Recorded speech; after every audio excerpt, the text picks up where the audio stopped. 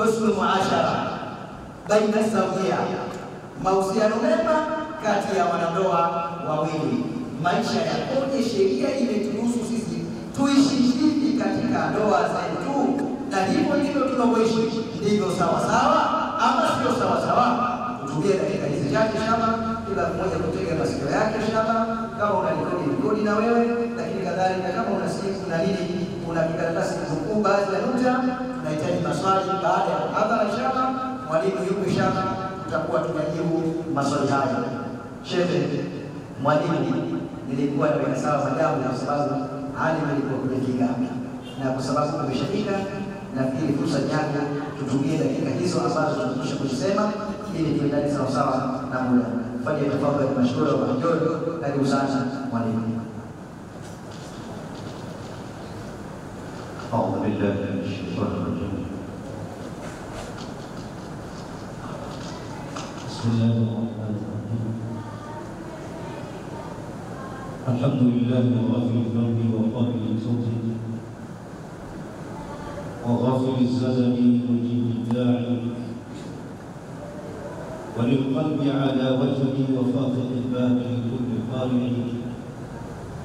ولو كان راعي العيس والجبل قدم النبيين على كل رسل وجعل ملته أفضل الملل وسقانا من عقل سنته ما هو أنقى وأوسط من العسل.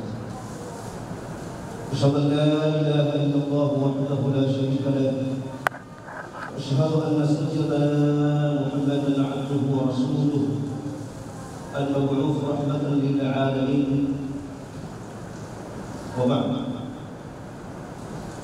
بعد شكر الله سبحانه وتعالى وكشف تكريما زيادة ونبي محمد صلى الله عليه وسلم.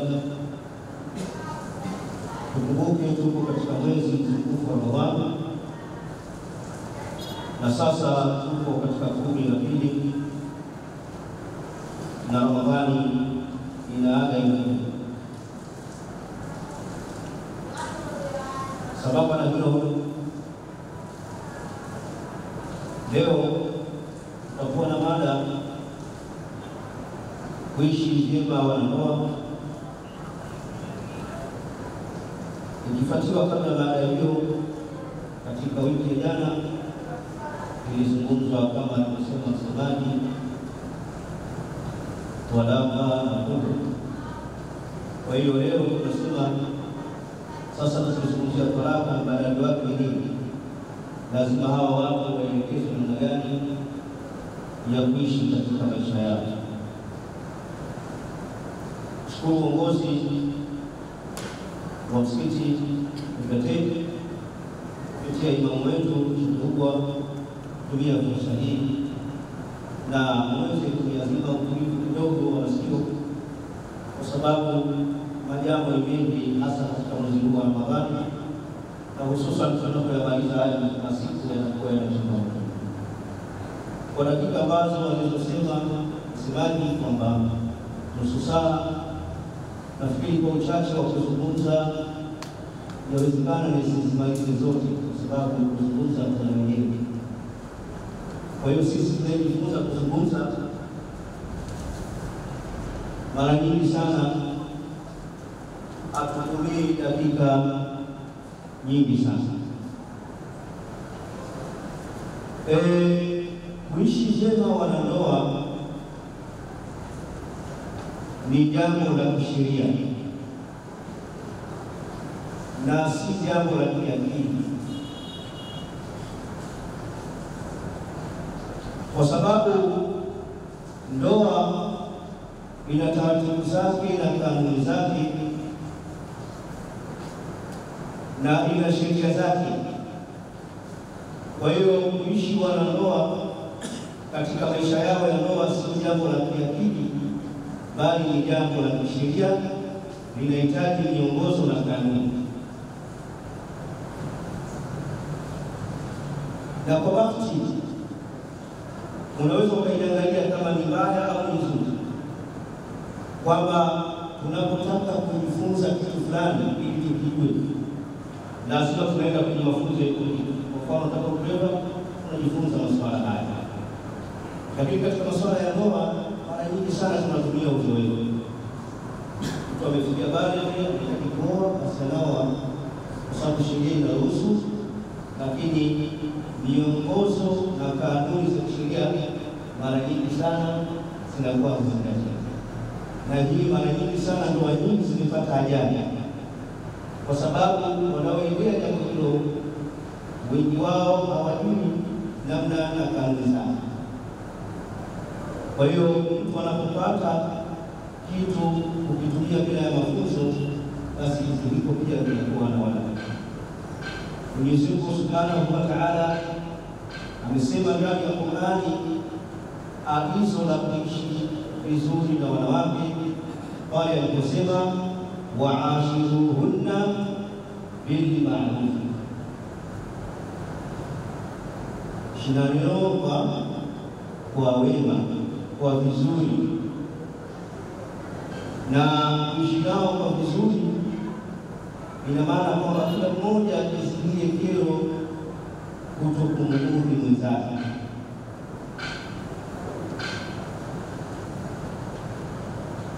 Katika masuala ya muasharatul azwaj, kuishi vyema wanandoa, wanatakiwa wanandoa yajibu ala kulli wahidin min az-zawjayn, yawajibika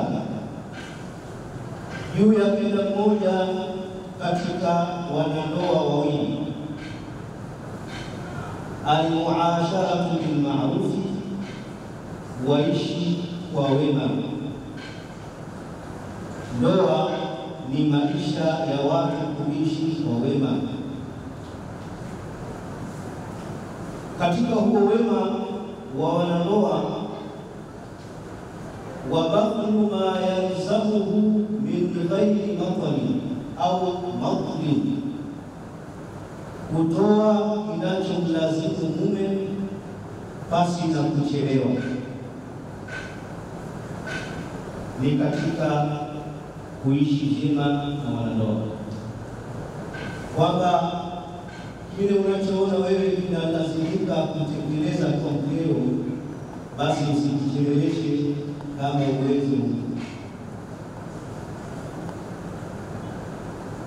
uwezo wa kufanya maandalizi mapema ya chakula huko, lakini unajivuka mpaka saa 12 jioni, dagaa huku unaenda kutafuta kwa tochi, wakati pesa unazo. Huo sio maisha ya wema. Anazunguka mama Nyonzo katika stoo zote za mkaa wamefungwa, watoto wanarushwa damu kula, hali ya kuwa uwezekano wa kufanya huduma hizo ulikuwepo kwa wakati. Hayo sio maisha mema ya wanandoa. Kwa hiyo moja ya katika wanandoa kuishi vizuri, wa badlu ma yalzamuhu min ghairi matli, wala idhhari karahati, na wala kuonyesha kuchukizwa wakati unapohitajika huduma, kwamba unaambiwa chumvi imekwisha, basi unaanza tena kuingia ndani, unafungua makabati yote ya vyombo, unashusha chini kuangalia chumvi kilipo, pengine yenyewe. Kwa hiyo haya ni katika mambo ya muasharatul azwaj, lakini haya sana yametengenezwa sana kwa mwanamume kumfanyia mgeni. Lakini pia vile vile wayahrumu ala zawjayn fi maslahin wahidin illa biridahuma, ni haramu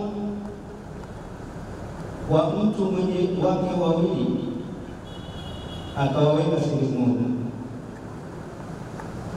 Kuna ile hali ya kusema kwamba mimi ndio mimi, basi akawaweka sehemu moja pamoja, wenyewe hawataki kufanya hivyo. Hilo litakuwa ni haramu.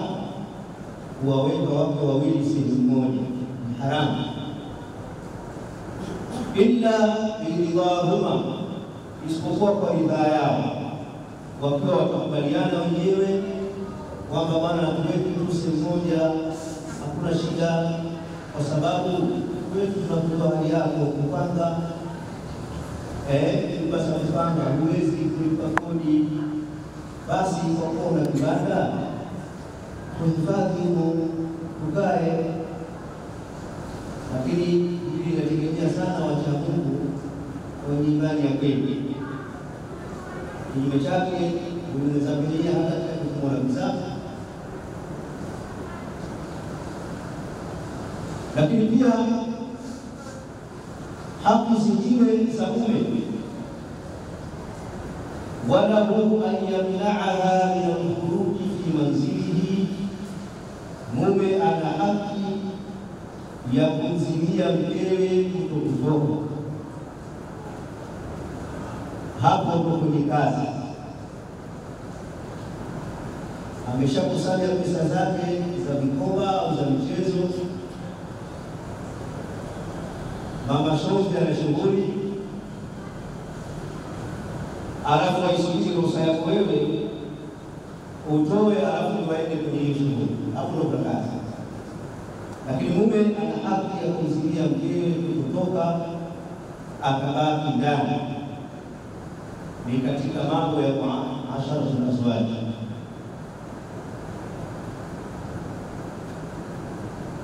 Sasa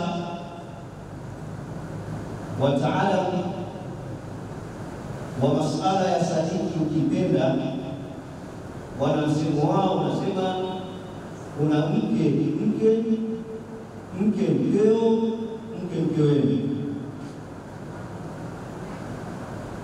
Wataalamu wa sadiki ukipenda wanasema kuna mke mkeo, mke mkeweni. Hapa katika walahu an yamna'aha min al-khuruji min manzili, tokea hapo kushiria kwamba ni mkeo. Lakini katika masala ya sadiki ukipenda yanaingia masala matatu. Mke mkeo ina maana umerudi nyumbani, hajui kama amerudi mume.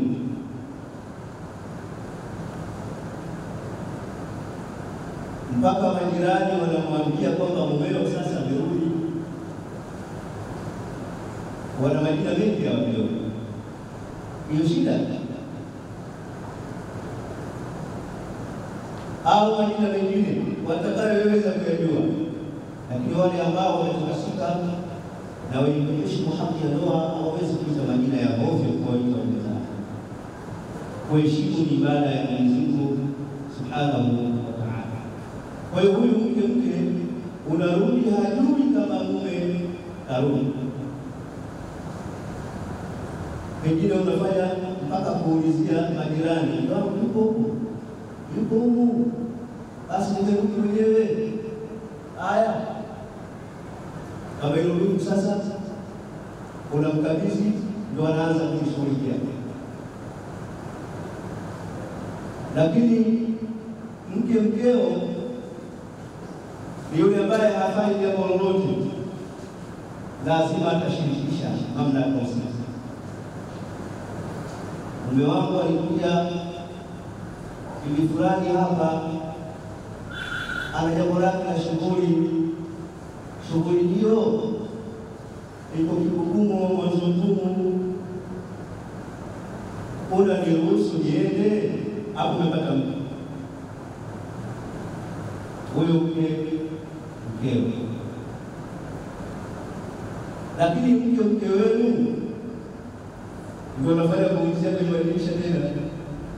Mama bila yuko au ndio umeshatoka komeo, umerudi nyumbani, unamsubiria sasa arudi katika harakati zake, na wewe uweze kuingia ndani. Sasa mwanamume ana haki ya kumzuia mkewe asitoke kisheria, lakini amesema fa in mata qaribun, ikiwa amefariki mtu wa karibu yake, istuhibba an ya'dhana laha fil khuruj, ameruhusiwa apewe idhini au kibali cha kwenda kuzika. Anaweza kwenda kuzika, kwenda kushughulika maji na jirani zake hapo, basi katika mambo ya wema ya kuishi mke na Mungu. Wa man lahu nisaun, na yule ambaye mwenye wake wengi. Unakusudia mtu ana wake wengi kama sheria ilivyoeleza, sio kwamba na wake wengi kama masuala ya ndoa za kimila. Watu wasema wake wengi na ndoa za sheria za kimila. Sasa tunasema wake wengi kwa mujibu wa sheria ya dini inavyosema. Mtu huyo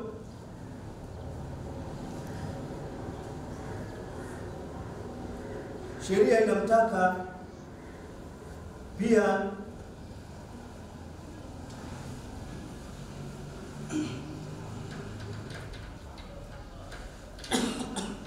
la yajibu alayhi an yaqsima lahunna bal lahu al-i'rad anhunna,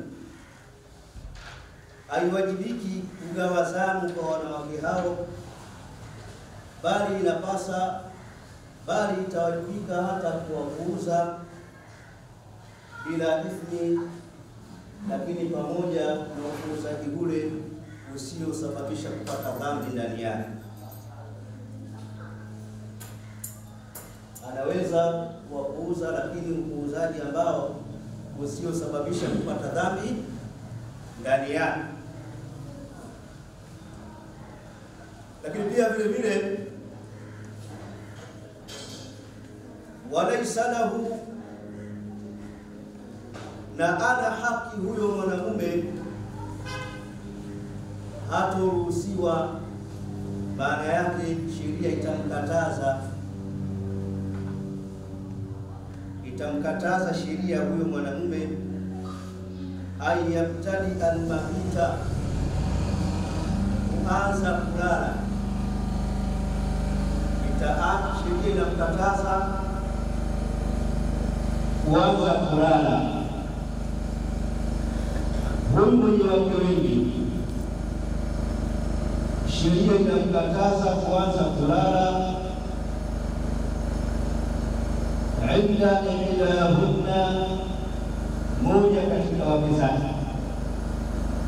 Sheria inamkataza asilale moja katika wake zake anapokuwa na wake wengi, illa bilqur'ati, isipokuwa apige kura.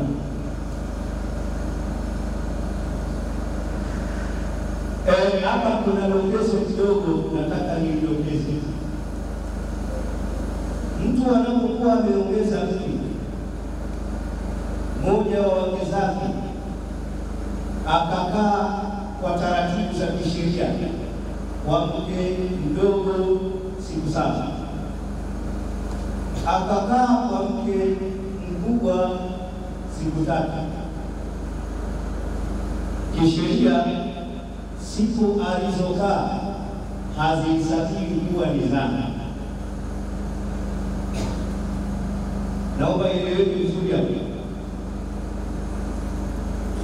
Siku alizokaa hazisafiri kuwa ni zama. Ikiwa siku 3 atazokaa kule kwa huyo mke, wanaita wataala wa sheria inaitwa fungata. Zile siku 3 za fungata hazitohesabika kuwa ni zama, au zile siku 7 atakapokaa kwa huyo mwanamwali hazitohesabika kuwa ni zama.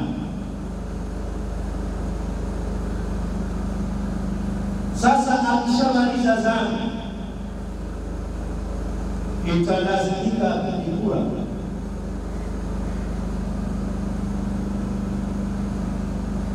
Atakapolazimika kupiga kura, atawaita watu wapigie kura kwamba leo zamu ya nani, ataorodhesha zamu ya nani leo, atajiuliza mwenyewe nianze wapi. Kwa hiyo ataandika majina ya wachezaji wote kama ni wanne. Sasa watakuja watu wapige kura. Baada ya kura itakayomwangukia ndipo ataanza zamu. Sitaki kuwasemea wote wana taratibu hizo, baadhi yao kwamba kama alikuwa na utaratibu wa kugawa zamu siku 3 akaoa mke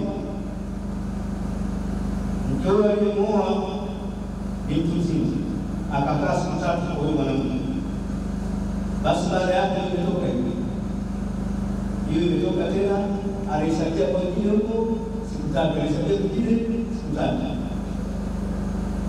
wakati ile ni sheria inalazimisha afanye vile. Kwa hiyo ile haki yake ya kisheria sio zamu, imefahamika.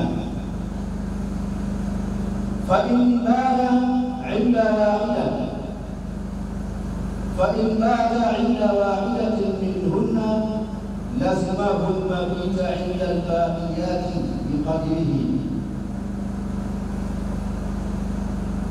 itakuwa فإن بان، haitakuwa فإن بان. فإن بان, endapo itabainika inda wahidatin minhunna, amelala mmoja katika hao wake zake bila kufuata utaratibu ule wa kisheria, lazimahu an-mabita inda al-baqiyati biqadrihi, italazimika kulala kwa wanawake wengine kama alivyolala kwa mke yule.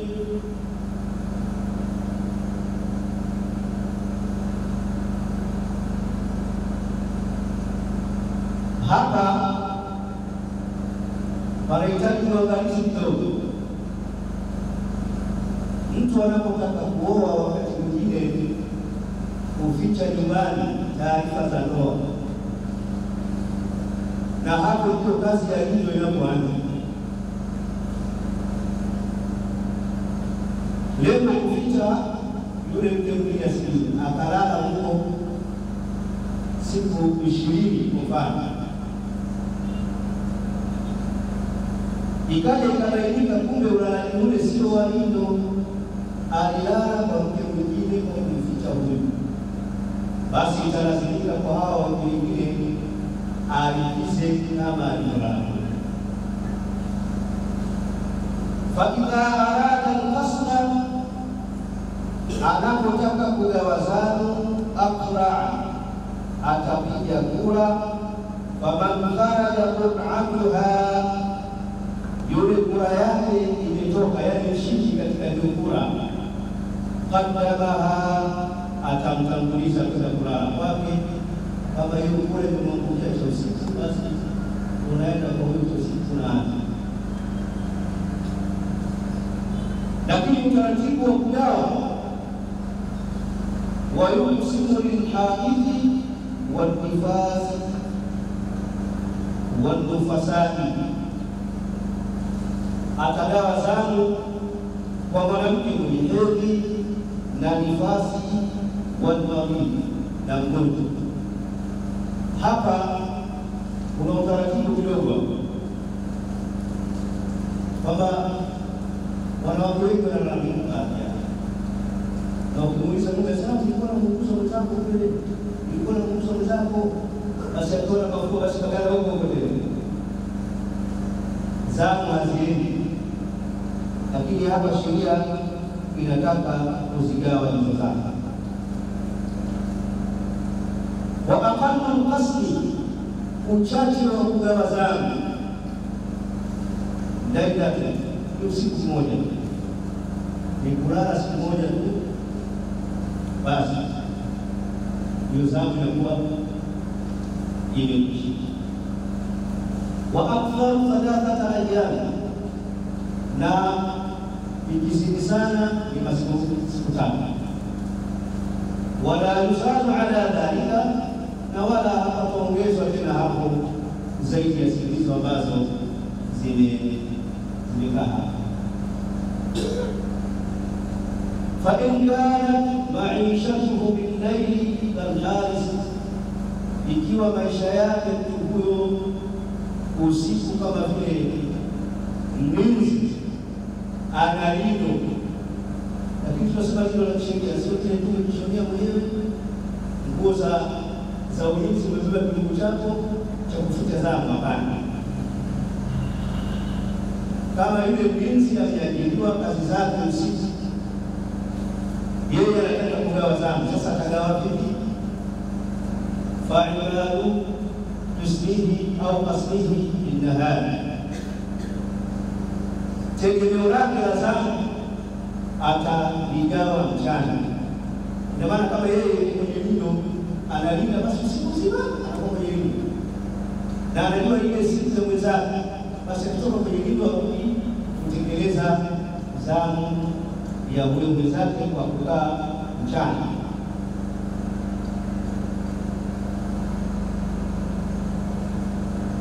Kwa hiyo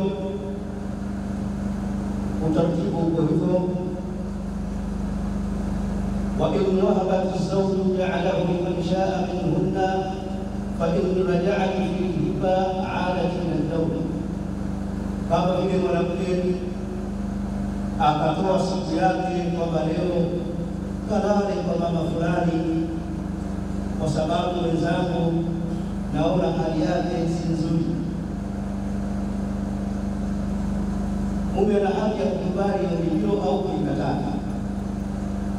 Lakini pia vile vile endapo atabaini mwanamke kusema nilisema hivyo, basi umebaini kulala hapa, basi utegemea na utaratibu wako wa mzunguko, usilete longo tena.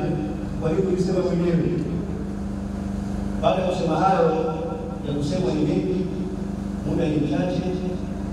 Kabikuntu ma kuntu min sawaban fa min Allahi wa in absa dhalika fa minni wallahu waliyyu tawfiq. Assalamu alaykum wa rahmatullahi wa barakatuh. Wa alaykum assalam wa rahmatullahi wa barakatuh. Tashukuru Sheikh mwalimu kwa kutupa darasa zuri, darasa zuri, darasa ambalo tutakaye mpaka saa 3 usiku. Ila wakati tuliokuwa nao, jenga swali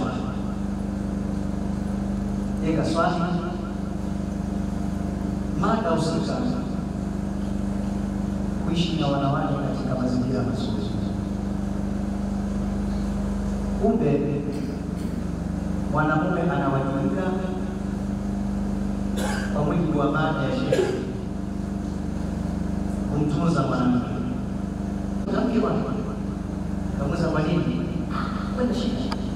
Kila kitu anafanya nini? Anauza mkaa, anauza matilie, maisha yanaenda.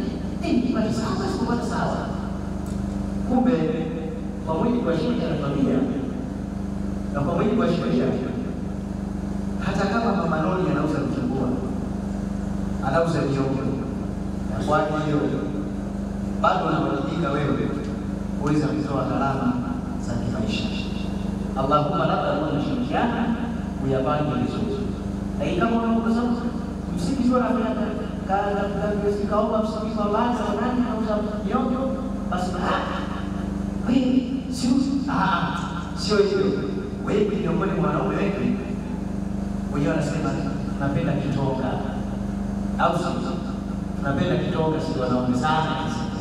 Yaani kuwafanya wanawake kama ni majembe ya kutufanyia sisi kazi, tumesahau ukweli. Haya yatatupelekea makosa kwa mujibu wa sheria na baada ya sheria. Lakini shehe, kabla waumini wenzangu hawajatekeleza maswali haya, maana maswali mengi leo Unaangalia hapa maana imada shehe hasa kule katika kupanga zangu kule. Maana kuna mtu anakumbuka tu anaambia zamu ya nini bwana? Mimi sina zamu. Inaonekana ule ndio kwa wingi sana. Yaani mtu anaogopa kwa njia ya kufungiwa. Yaani kumbuka leo ndio ndio yaani akikumbuka ndio huko. Kumbe shehe anakwambia kumbe kuweka zamu naye katika sheria. Yaani mwanamke ajue mume wangu anakula siku mbili, mume wangu siku tatu, mume wangu siku tano, yaani watu wajue yule na mimi zamu zangu zikoje. Kumbe sheria. Sheria ndio kwa leo. Ndio kwanza najua. Alhamdulillah, hizi hakujazekeza na bado. Naomba maswali matatu. Swali la kwanza nitaanza mimi hapa kwa shehe. Alafu na nyinyi mfuatilie. Najua shehe umetuambia sisi haki zetu kwamba wanawake watunze, wape chakula. Kina chakula kiasi saa 12 ndio bajeti iko bado. Kama uwezekano kusidio ndio. Lakini pia tuwapeshe, wahudumie, sawa. Kwani hao wanawake nao hawana kitu cha kufanyia sisi? Maana tunatoka hapa na sisi yale tunayofanywa na wake zetu wale tuweze kujua hivi. Sheikh kasema hivi haki yake mwanamke kumfanyia. Ili hapa nimefanya nimeelekeza tu. Kwani hao wanawake nao hawana majabu ya kufanyia sisi? Naomba shikapo mawili tuambie wanawake nao kufanyia. Hasa tunaona sisi wafanyie sisi tu, wafanyie sisi tu. Sasa wao jambo mawili au matatu shida sipate faida katika hilo. Ungewa yeye na wanawake wasifanyie au kuna kulala kwao kwa basi. Na mshiriki. Bismillahirrahmanirrahim. Swali lilikuja kama ifuatavyo kwamba mwanamke na yeye ana haki gani? Naye mwanamke anapaswa afanye nini? Yeye anapaswa moja ya haki zimezingatiwa kumpa ile haki yake ya chakula, asinyime chakula, hasa kile chakula cha dawa cha usiku. Dawa kuna ile damu ya mezani.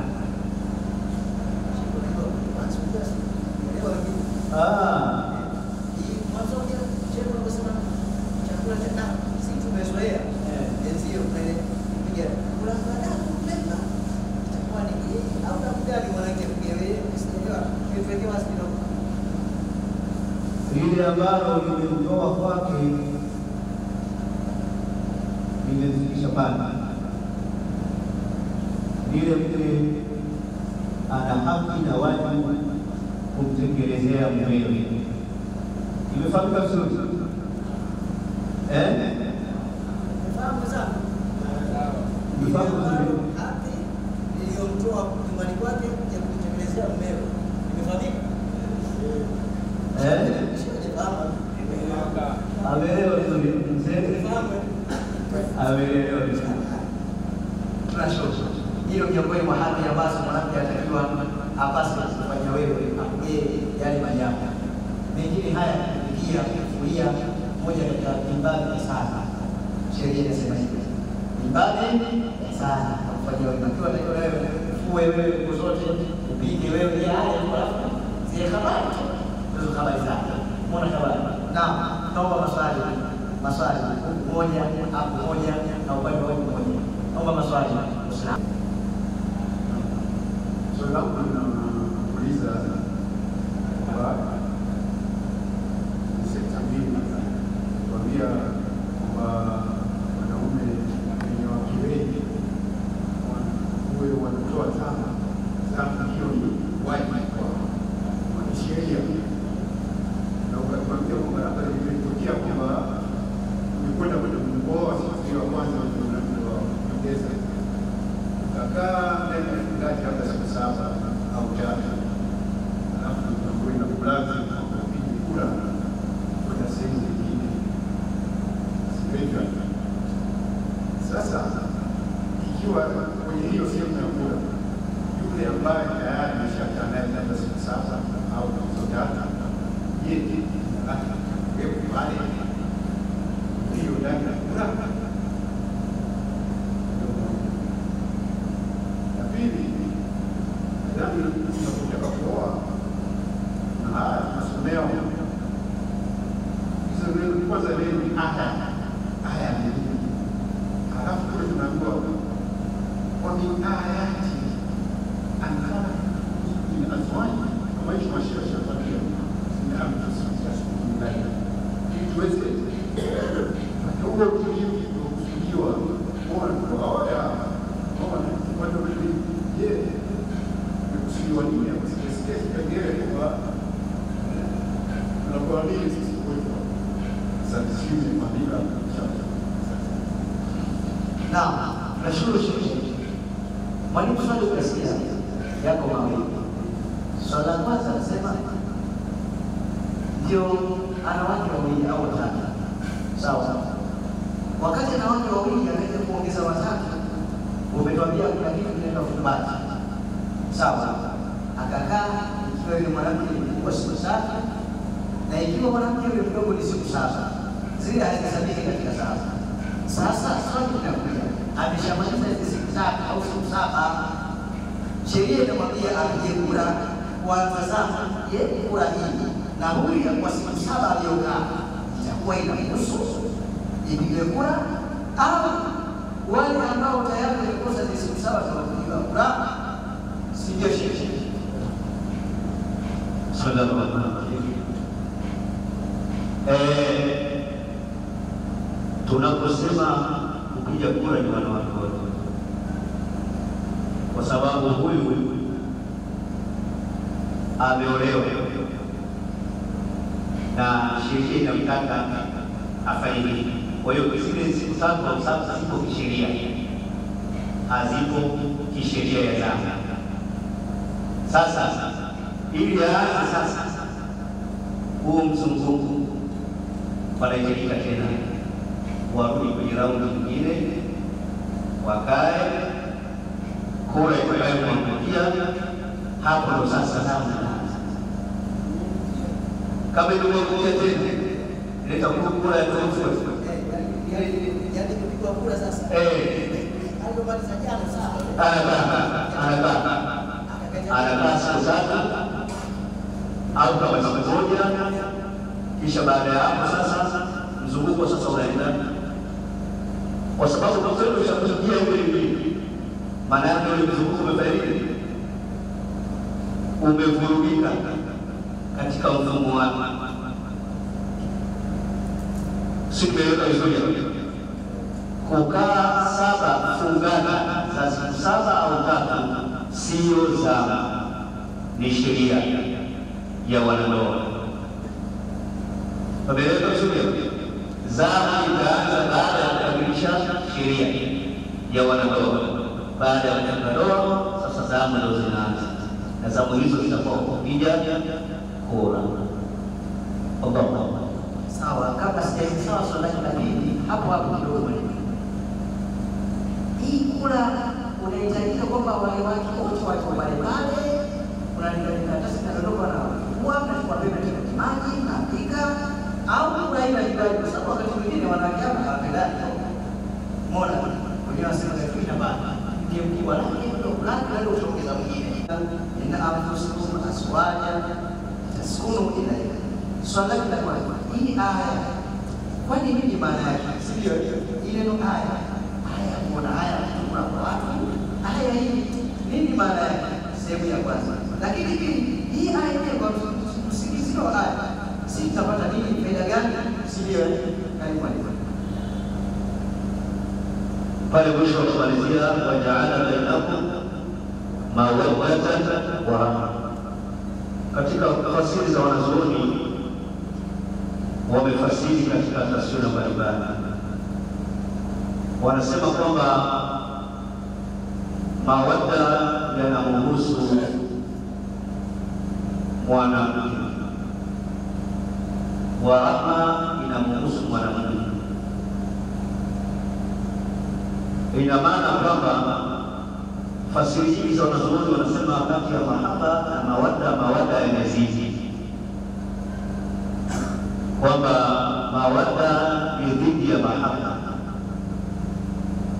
Maana yake ni utii wote unaomlazimu mwanamke, heshima zote zinazomlazimu mwanamke kuzifanya kwa mumewe azifanye.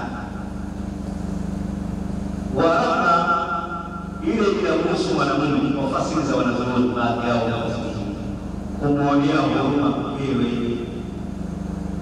Ukitoka asubuhi ukumbuke ukulima umeacha familia,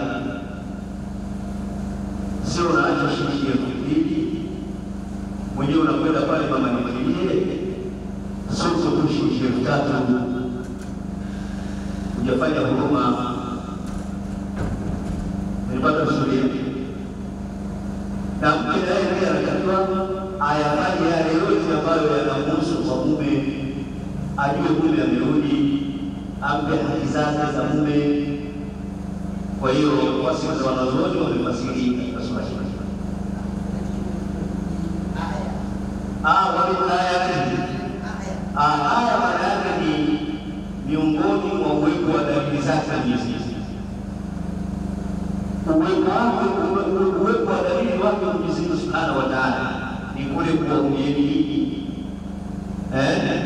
nini? Ulisoma haya inasemaje? Kutokana na nini? Yaani watu tunaowaona wanatokana na sisi. Wanatokana na sisi kwa sababu gani? Sio majini. Sawa? Pamoja na mambo mengine yameruhusu kuoa jini roho hiyo bali sio wewe.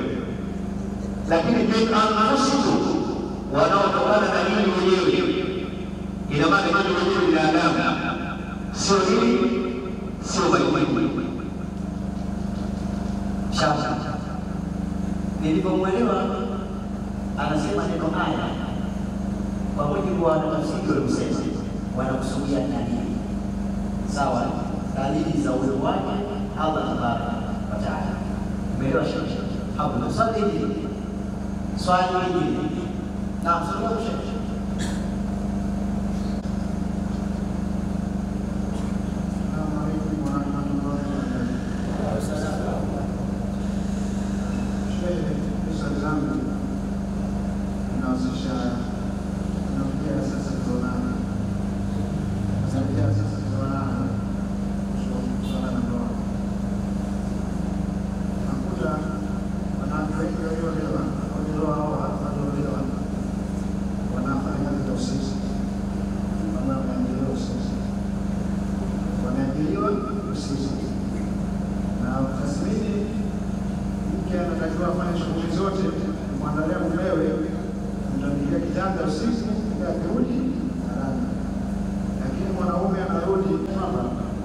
Mwanamke sasa sio mwanamke anafanya hilo sawa, yani mume kuipani sasa na nika na watoto wanaoishi mke hivyo. Sasa hapa tunakoje kwa mujibu wa taratibu za sheria? Sallallahu alaihi wasallam, sheria imetoa ruhusa kwamba mwanamume anapokuwa hajiwezi kiuchumi na huduma za mkewe haziwezekani ndani ikatoke kwenda kujishughulisha kutoka kazi, lakini kwa sheria arudi sidana. Kwa hiyo kulala pamoja na kosa yuko kinyume cha sheria. Umefahamika vizuri. Sheria inamruhusu mke kama mume hali yake si nzuri, tia maji pangu pakavu tia mchuzi, basi sheria inamruhusu mwanamke atoke kama kwenda kuombaomba kwa hivi, wafatafata wajomba zake, shangazi zake, jamani, ilivyo mume wako yeye si nzuri, kama ana besheni na nyanya basi atembeze, lakini jioni arudi haijampa ruhusa ya kwenda kulala huko. Allahu Akbar. Alhamdulillah. Ndugu zangu, sheria inatuambia kwa mujibu wa taratibu za sheria Mungu, mwanamke akishakuwa ameolewa anatakiwa afanye shughuli zake mchana kama mchana. akihakikisha kwamba usiku mume karudi nyumbani na yeye pia atakawepo bani kwa ajili ya kutuliza nafsi ya mwanamke. Ule mpango kama alikusema Sheikh kwa mfano, kutoka akitoka yule mwanamke mchache kidume na peke yake kwenye godoro, si utaratibu kwa mujibu wa sheria, bali ni kwenda kinyume na sheria. Hata kama hali yako itakuwa ngumu, mruhusu mke afanye shughuli zake mchana, jioni ukirudi mke anatakiwa abaki nyumbani. Hivi kwa mfano tukiuliza kidogo tu, ikiwa mathalani mke wao mwenyewe analinda sungusungu au nasema maana tunakuja hizo tunaleta sungusungu, yaani jalie mkeo kazi yake ni kulinda sungusungu, na kila sungusungu na kidume na usimbariki. Hii naona afuwe kwa mtendaji yako yeye kwa kwa sungusungu hivi na kwa afu yeye mwenyewe ni kumbe yake ndio kitako sita hivi na disi yake sheria kwamba haibariki na utaonekana wewe katika watu ambao ni duyudhi. Nani duyudhi? Yaani mtu asiyokuwa na wivu, utakuwa hivyo, yaani kana jeuri yaani ndio Uislamu anaita sungusungu umenaiba anashika kwamba sheria inaruhusu mwanamke kweli atoke aende akafanye shughuli zake, lakini nyakati za usiku hawezi kuzidi. Allahumma labda kuna zile kazi za kiserikali ambazo tayari ziko katika mkataba maalum. Nimefahamika vizuri zile kazi ambazo ziko katika mkataba maalum, na wakati mwingine sisi kabla hujakuwa mwanamke mwanzo kwanza kuingia mikataba mingine, ndio watu sisi tunaumia yale unaingia kuna tayari programu yake. Sasa kurudisha nyuma inakuwa ni ngumu. Kwa hiyo mwanamke anatakiwa kujitambua kwanza kabla ya kuwa mwanamke, kuweza kujua kipi mwanamke akiendelea na kipi ambacho mwanamke atakili akiendelea. Swali hili. Assalamu alaykum wa rahmatullahi wa barakatuh. Swali langu liko hapa kusema kwenye zama kwamba mtu kama kazi yake anafanya kazi na kishishi labda afanya usiku mchana anatakiwa kuweza sasa nauli mbalimbali wanasema wanawake mchana sio kushughulika. Sasa ninarudi mchana ilikuwa usiku narudi mchana kiwango kwenda shule kurudisha narudi jioni inaondoka na yanarudi. Sheria inasemaje kwa taratibu hapa? Vipi huwa atapata taratibu? Sheikh anauliza hivi, wewe unaswalia zangu hivi kama wewe unakaribia usiku zangu anayeana. Sasa huyu mama bonde ni mchana naye mwalimu anafundisha shule, wewe ndio mrudi nyumbani sawa, ndio zangu ndio kwa mchana, lakini mama bonde mwalimu yuko shule hapo anauliza saa 2 ya jioni saa 1, yaani shakisha saa 2 wewe una mambo ya darasa unaenda hivi. Hapa sheria inasemaje sasa? Bismillahirrahmanirrahim. Wanasema wamefungana kama zile kula zimefungana, sio kama kula zimefungana, kwamba wakati mume anaingia usiku anakaa nyumbani mchana, wakati mchana huo mume mwalimu wa shule na huyo mke mwalimu wa shule. Kinachozingatiwa ni sasa, kinachozingatiwa zama. Mume anazitekeleza sheria, inachoangalia zama zinatekelezwa. Nimefahamika vizuri hapo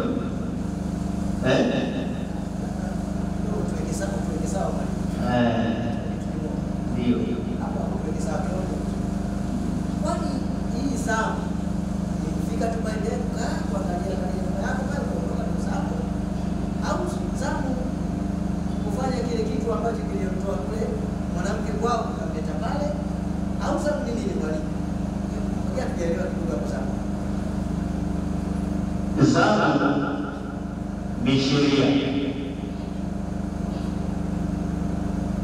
kutekeleza. Tunaweza kusema ni hatua ya kwanza,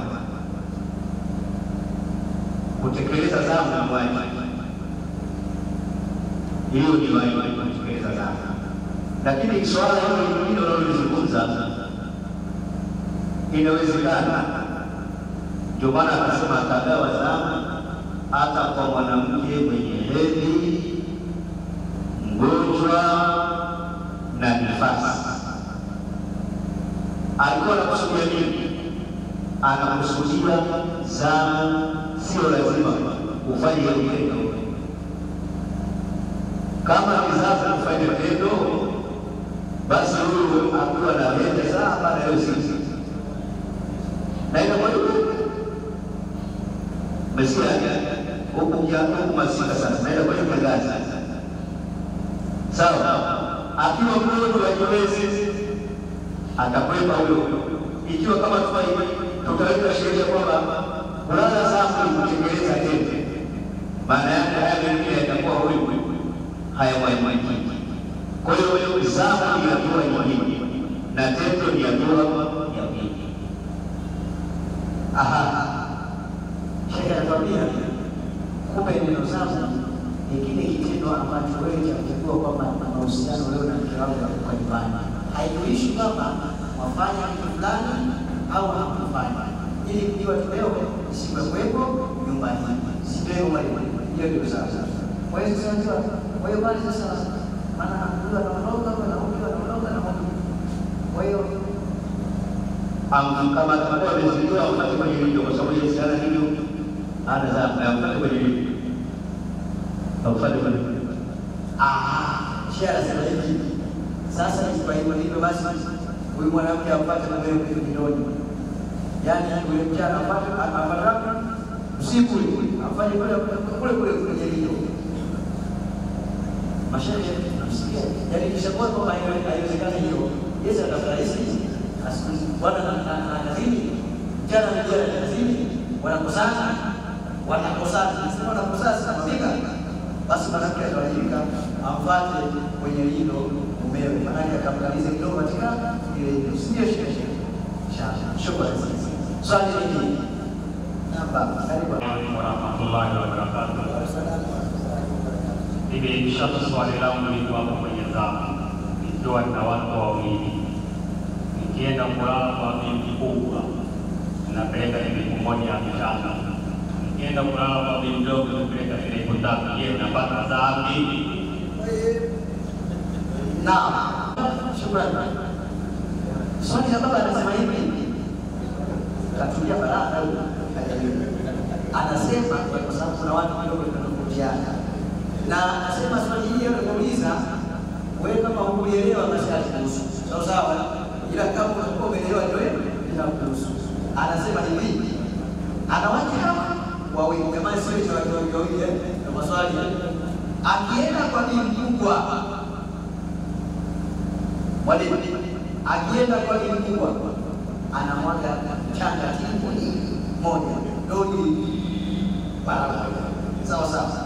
Ila akienda kwa bibi mdogo anamwaga timbo mbili kadhaa. Anapata dhambi katika hili. Bismillahir Rahmanir Rahim. La adalata fi sabili. Inategemea uhuru wa mtu.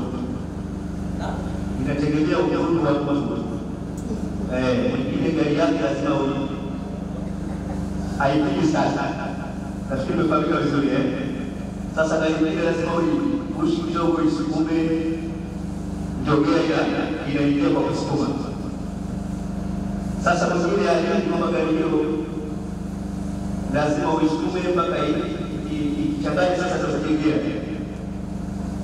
Sasa mwingine anaingia ile gari namna ya kuendea. Sasa hiyo ni kwa sababu hapa kwa sababu namna ile ya kuifungua ile gari kuja sasa na kuiendesha ukabisa ile kuhusu zamani. Unakuta benzi ilitoka, unakuta pengine hizi kidogo inasukua. Sasa hii tofauti na zile mkia gari ndio sasa ndio ndio mbaya. Sasa huyu mwingine ndio anaelewa gari namna ya kuendana nayo. Anajua kwa kupima, anajeleza kidogo kidogo chini, anatembea na yule yule anasema hivi, spana mkononi, basi alikuwa anataka kujibu gani. Sasa yule alikuwa sasa hilo hawezi kupata. Alhamdulillah, baba walimu wanatuambia watu wanatofautiana.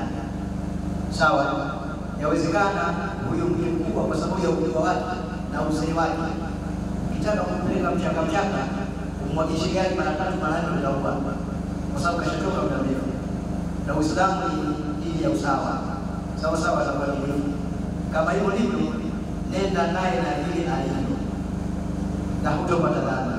Na huyu wao kama anatembea 3 mpaka 5 na wewe unajiweza, mwaga bila shaka na dhambi upate katika, kwa sababu watu tunatofautiana.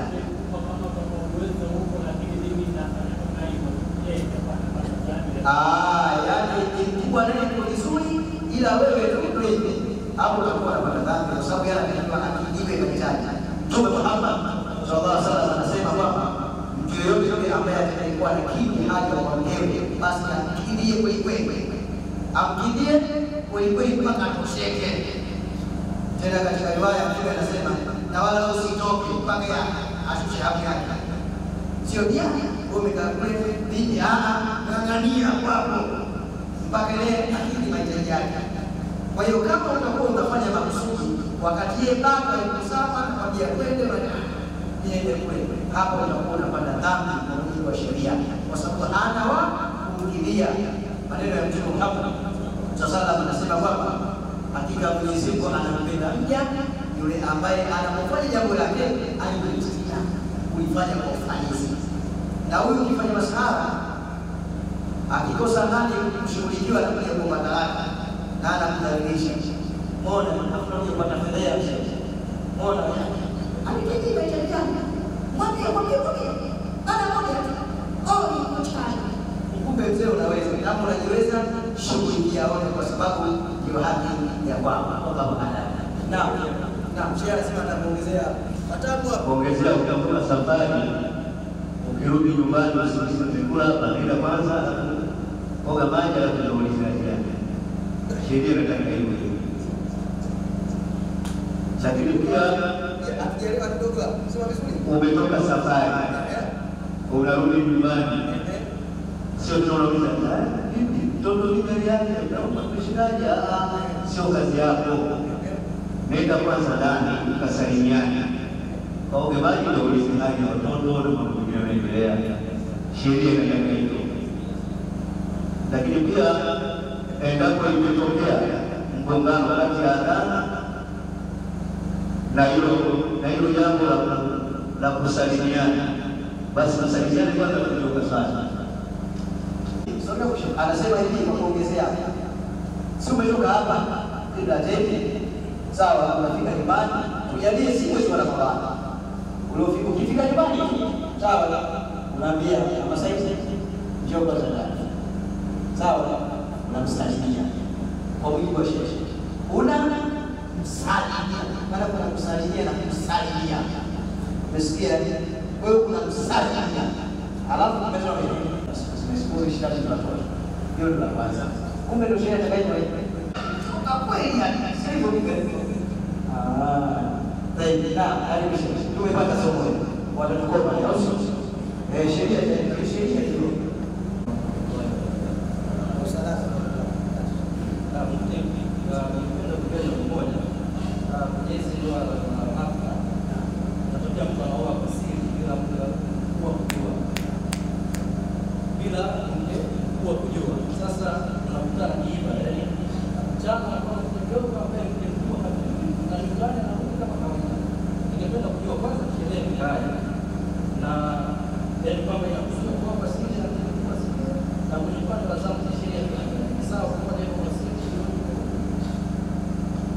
Hapo tumalizie swali hili ili tuweze kufunga muhadhara kwa mujibu wa dakika zetu zimekwenda sana. Watu wajaribu na kufunga sawa. Mbona vizuri tuseme. Kwanza, inajuzu kuoa basi na kupata taarifa la kwanza. Lakini pili, wakati kafanya sisi kubwa ni jana usiku. Hii nayo ikoje sheria? Bismillahirrahmanirrahim.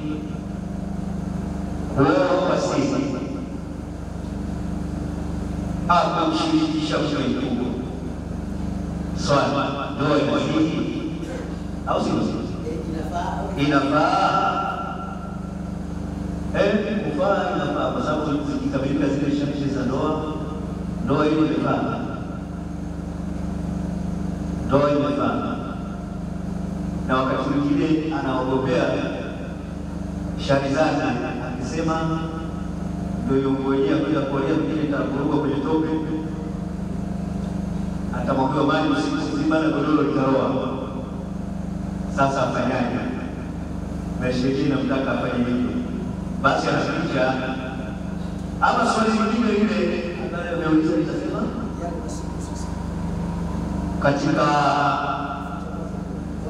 kama huyu mwanaume alificha na mke mwingine ameshamuoa, amemficha, akalala huko akiwa anaendelea kumficha, anakwenda kuchana.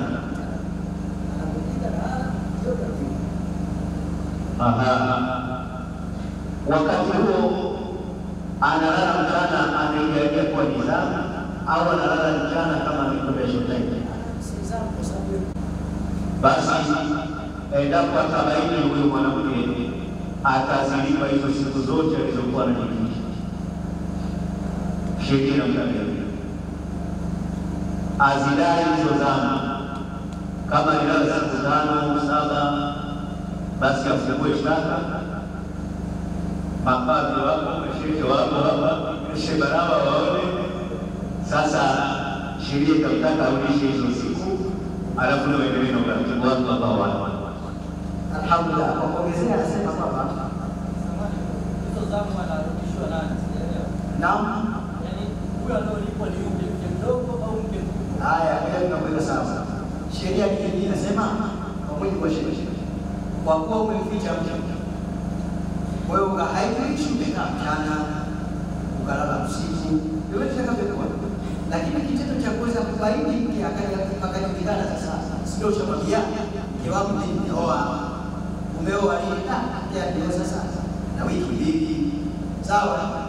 Sheria inakutaka wewe zile siku, hata kama usikumwambia huyo mwanamke mkubwa, lakini zile siku ambazo ulizokuwa ukibaki kule, sawa sawa, huyu mke bila kujua, yeye alikuwa anajua mume wangu kwenda kazini, kumbe yuko nyumbani fulani unafanya habari zake. Ukirudi nyumbani unamwambia mume wangu lete habari, ndio nimetoka sana kitu kinaniuma, kumbe ushamaliza kule. Sheria siku hizi uhisabu na kuzipe kwa huyo mke mkubwa. Imefahamika vizuri? Imefahamika? Ikiwa mchana ushinda huko kama siku yako iko na shida kule, ushinde huko. Mbona? Yaani ndani uende sambamba na zile siku ambazo ulimdhulumu huyo, yeye alikuwa hajui. Sio mwalimu. Wallahu ta'ala inshallah.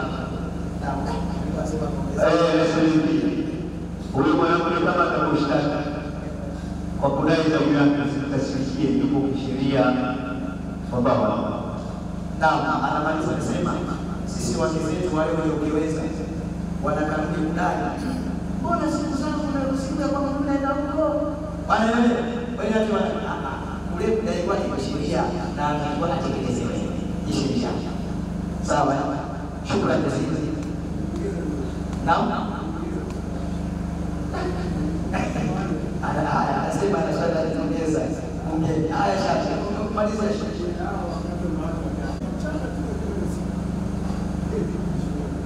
hiyo itakwenda kutokana na makubaliano yenu. Imani kinachotakiwa ni nini? Wote watambue kwamba mimi zamu yangu iliyokubaliana na mume zidi ya wenzangu, anakuja mchana, sawa sawa, mimi nakuja usiku kwamba huyu anakuja asubuhi kwamba wote watambue asubuhi ya leo mume wetu yuko sehemu fulani. Nimeomba nisema katika adhari kusema Waislamu waishi katika taratibu zao, maana mtu asikosee Allah tabaraka wa taala. Inshallah tunashukuru sana waumini wa Masjid Qiblatain, kibla mbili eneo na kibla moja au majazi au majazi maana iko shida kwa kibla hii moja na moja Qiblatain kibla mbili wapi? Kumbe sheria anasema ni majazi. Mashaallah, alhamdulillah, tunawashukuru sana na kwa hapa ambapo tulipofikia kwa kweli hatuna la ziada ya kuwalipa, ila Allah tabaraka wa taala atakuja kuwalipa. Na hii darasa ambayo tumeipata leo tunaomba kuichukue mwende mkaifanyie kazi katika majumba yetu, tuanze kubadilika sasa kwa mujibu wa nukta ambayo tulipata leo kwa muhadhara wetu huu. Lakini kadhalika pia, kabla sijamaliza, tunahitaji tuweze kumpa imamu wa masjidi hii shehe kubwa, Sheikh Said kubwa, ambaye ndio mwenyeji wetu, naye kama ana lolote la kuweza kusema inshallah aweze kusema, na baada ya inshallah aweze kutumalizia kwa dua. Kabla ya dua tulikuwa tunaomba kwa yule ambaye mwenye 200, 300, 400 inshallah kuweza kuomba support ya nauli, kwa sababu leo kwa jalabi hatuna vya kuweza kuwalipa ili tuweze kupata nauli katika hilo inshallah. Lakini mwachie Said huwa kwa shukrani sana kwa niaba ya baraza, na shukuru kwa ukarimu wenu na kufika hapa ambapo kaada. Assalamu ala rasulillahi amma ba'd. Kwanza nitoa shukrani kwa wageni wetu, na nitaingia katika nukta kidogo ya kwa muda umetukimbia tuweze kuwatambulisha wageni wetu kwa haraka haraka tuweze kuwafahamu. Aliyekuwa wa kwanza kule, yeye anawakilisha Masjid Jaafar Chamazi, maeneo ya Zengo hospitali, maeneo Masjid Jaafar kwa mbali na mwakilishi wao. Aliyekuwa mada Sheikh Mlazi na yuko katika baraza la Sheikh wakati, na aliongea kwa Sheikh Barawa na pia ni mjumbe katika baraza wa Sheikh wakati, na mwalimu Sheikh Raja, huyu ni imamu mwenzangu kusafu, huyu ni imamu Masjidi Siraja Munira hapa kwa Mzee Ayubu marehemu. Kwa inshallah wote ni viongozi wetu wa dini, lakini pia nashukuru kwa ujio wao na tumefurahi sana. Lakini la mwisho pia nitoe shukrani kwa waumini kuweza kutoa muda wenu wa thamani na kutuitika kama hivyo tulivyotoa oda. Masjidi Siraja wamekuja hapo wawakilishi, Masjidi Zamzam kwa Mzee wamekuja wawakilishi ambao ni misikiti jirani, walikuja kutukimbilia kuongeza idadi ya hawa. Lakini inshallah pia ratiba hii imepangiliwa na shekhe wetu Sheikh Wakaka, Sheikh Mohamed Ismail Gaweji, ambaye leo hakuweza kuwepo kutokana na majukumu yake ya kazi, lakini ujumbe aliyoutuma tuone kama kwamba shekhe yupo na kazi imekwenda vizuri, alhamdulillah. Wallahu waliyul tawfiq. Wassalamu alaykum wa rahmatullahi wa barakatuh. Ila usikose kuangalia TV yetu Maalim Kais TV. Nenda kule katika kule mpango wa society na ushiriki mambo sasa hadharani, unaona kazi. Lakini kadhalika pia nenda pia kwenye channel ya ustadi hapa ya Habshi ambaye ni katibu wa vijana kapata.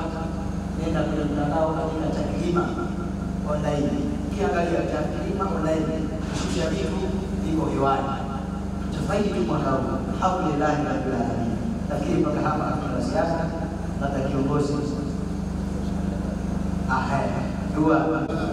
Allahumma innaka afuwwun karimun tuhibbul afwa fa'fu 'anna wa rabbana atina fid dunya hasanatan wa qina adhaban nar.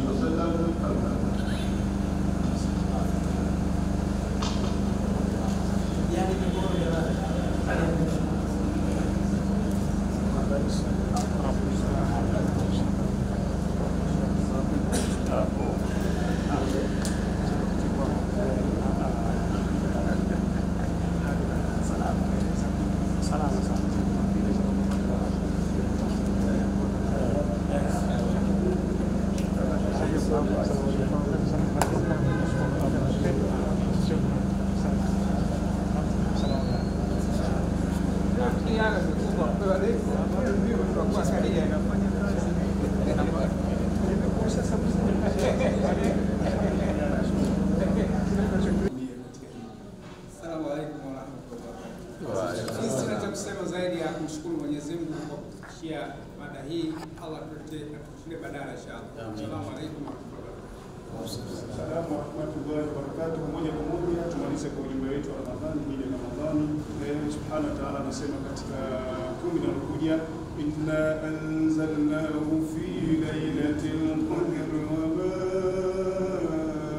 adraka ma lailatul qadr. Alafu wote kwa pamoja, lailatul qadr khayrun min alf shahr, tanazzalul malaa'ikatu